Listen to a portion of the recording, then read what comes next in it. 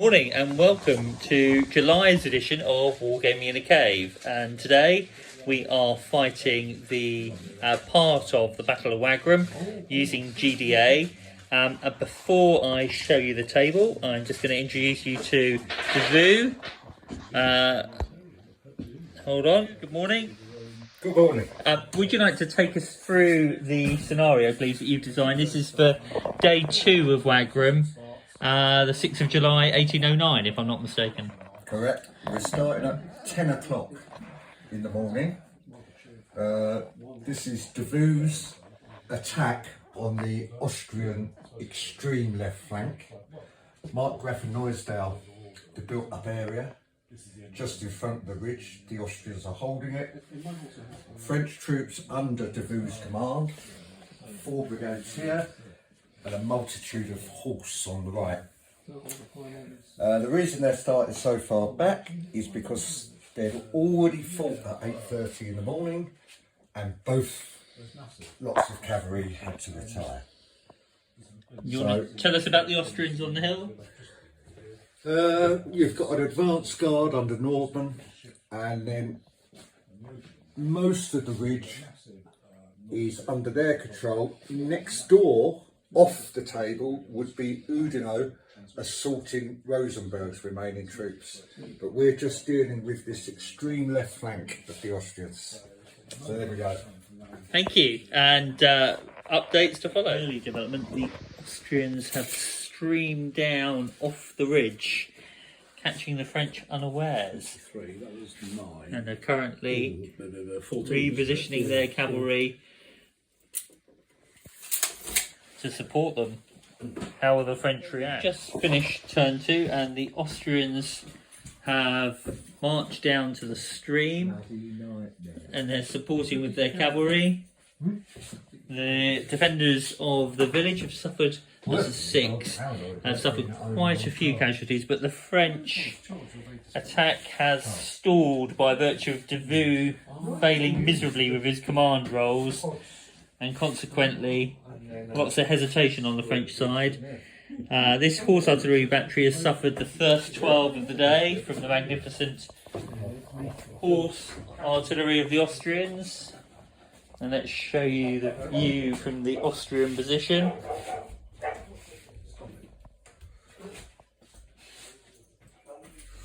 Currently holding on, not yet under pressure, with more reinforcements to come. To start turn 4. Why? And we're about to go with the charges phase, and I'll do it live. These cuirassiers are going to be charging the Austrian line. There was a planned assault on the built-up area, but the French have hesitated. And I can see Glory has been dispatched to the lead light units. A quick interview with Davu. Are there going to be mass charges? Oh yes. Yes. Onto the heights. No more lap. End of turn 4. Over here is a bit of a stalemate on the extreme left of the French advance. That Austrian square, though, has seen off the French cuirassiers as they managed to form square just in time. The Austrian cavalry is starting to come forward rather. It'll be interesting to see whether they try and advance over the stream. Here, the initial defenders of the village have pulled back with their 9 casualties, leaving a new unit to defend it, as the French, who were due to charge, became hesitant at the crucial moment, much to my annoyance. The Grand Battery, though, has inflicted some casualties on the new defenders. Over here, the French infantry are slowly getting into position. But as you will see, as I move round,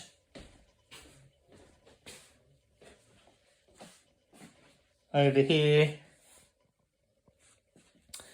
the French charged up the hill, but they've been seen off by the Austrians here.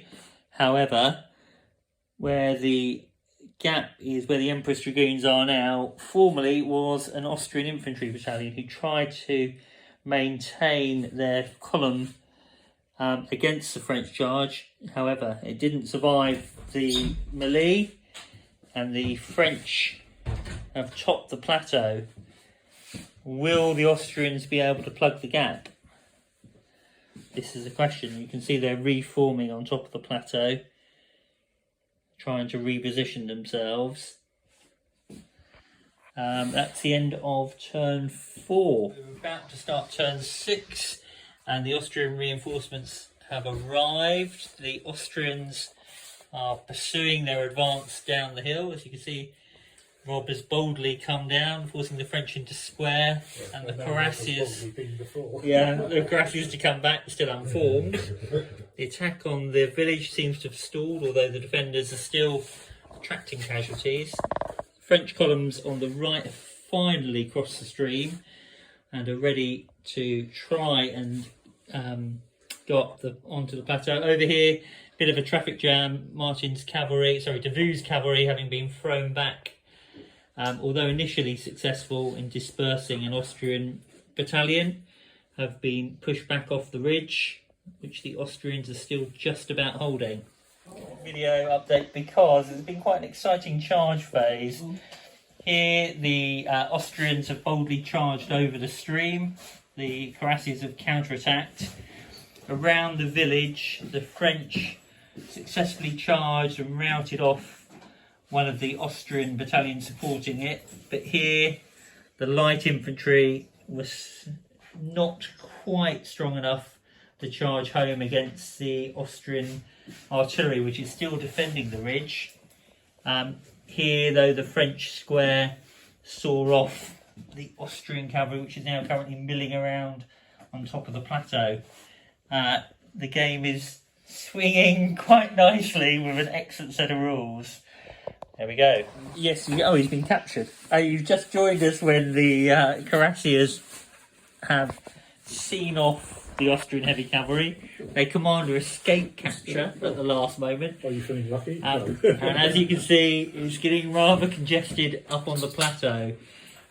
Interestingly, although the French were bounced back here, some very impressive artillery fire has now left a gap on the plateau. And as ever, however, the battle reaches a crescendo as the clock marches on. What will happen? Exciting charge rolls here. The Austrians try to intimidate the French with their 11, only for the French to roll. Oh, finally, the French have staggered into the village with the Austrians after a desperate defence, now being whittled down to their last man and dispersing. We still have one more melee to update you on, which we're just resolving. Well, the battle is finished. The clock has won, unfortunately. The game finishes with the French in possession of the village. What was the name of the village, Martin?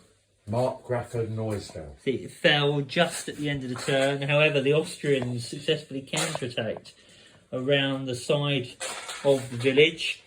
The French dragoons somehow managed to fail to run down an artillery battery, which we will speak to Davout about that later.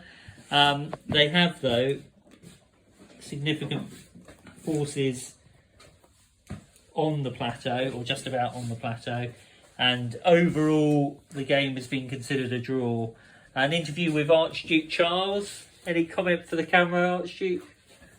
Well, I think we would have lost if we carried on. All right, fair enough. So, and the other Austrian commander, Archduke John. I think if we'd had another 2 weeks, we could have Got a decisive stalemate. And to Marshal Davout, we won't mention your failure to run down that artillery battery. For third corps, it was very poor. But a good game. Until the next time.